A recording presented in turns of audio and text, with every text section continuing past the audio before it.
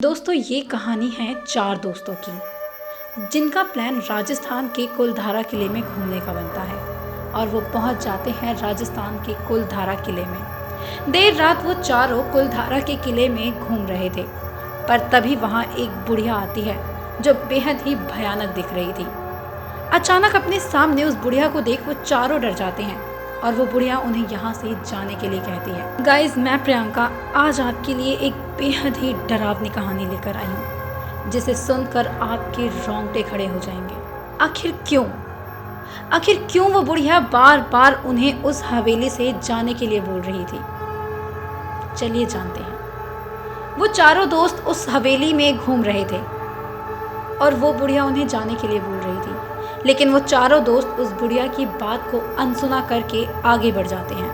वो धीरे धीरे आगे बढ़ रहे थे, तभी उनके शरीर को एक ठंडी हवा छूकर जाती है। कुछ तो था उस ठंडी हवा में, लेकिन क्या? जैसे ही वो ठंडी हवा उनके शरीर को छूती है, उन चारों दोस्तों को लगता है जैसे कोई बुरी शक्ति उनके शरीर को छू कर गई हो। उस हवा में कोई ऐसा साया है जो उन्हें यहाँ से जाने के लिए कह रहा है, लेकिन इसके बावजूद वो उस चीज़ को अनदेखा कर हवेली में और आगे बढ़ते हैं। रीना को वहाँ किसी के होने का एहसास हो रहा था और रीना उन्हें बार बार मना कर रही थी, लेकिन रीना की बात कोई नहीं सुनता और उसकी बात अनसुना करके वो हिम्मत जुटा के आगे बढ़ जाते हैं। वो आगे अपने कदमों की आवाज़ के साथ चल रहे थे। रीना को चलते चलते महसूस होता है जैसे उसके पीछे कोई खड़ा है। रीना एकदम से पलट कर देखती है, लेकिन उसके पीछे कोई नहीं था।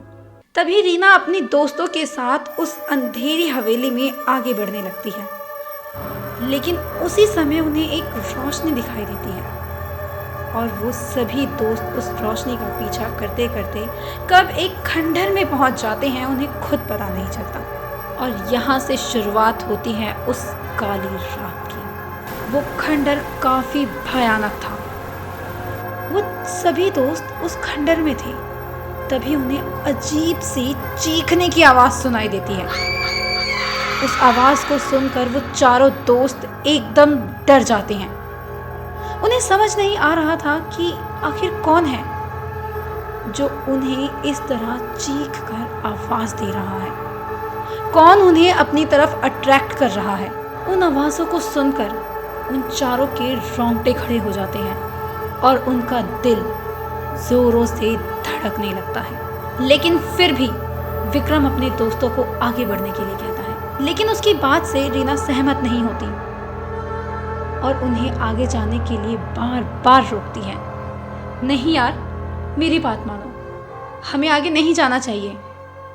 रीना की बात उसके दोस्त अनसुना कर देते हैं और वो पहुंच जाते हैं खंडहर के बीचों बीच।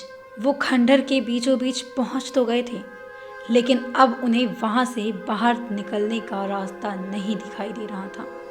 रीना डरी सहमी अपने दोस्तों के बीचों बीच खड़ी थी, लेकिन तभी वहां एक जोरदार तूफान आया। उस तूफान में मानो सब कुछ नष्ट होने वाला था।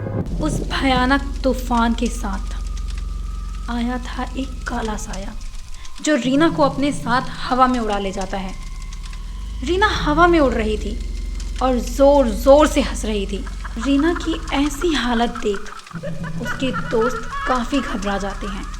वो लोग रीना को बचाने के लिए कुछ करते उससे पहले ही रीना अचानक ज़मीन पर गिर जाती है और उसके सर से खून बहने लगता है। तभी वो तीनों देखते हैं कि रीना अब इस दुनिया में नहीं रही और रीना की लाश देखकर विक्रम चीख चीख कर रोने लगता है।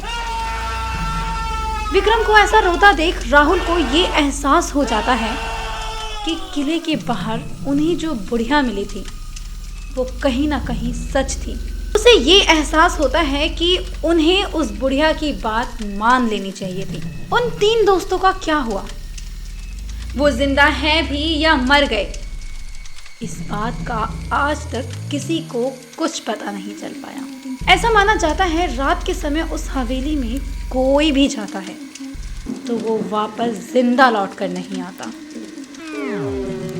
अगर आपके साथ भी ऐसी ही कोई घटना घटी है तो आप हमें हमारे कमेंट सेक्शन में ज़रूर बताएं। और ऐसे ही रहस्यमय कहानी सुनने के लिए हमारे चैनल को आज ही सब्सक्राइब करें। तब तक के लिए बाय, टेक केयर।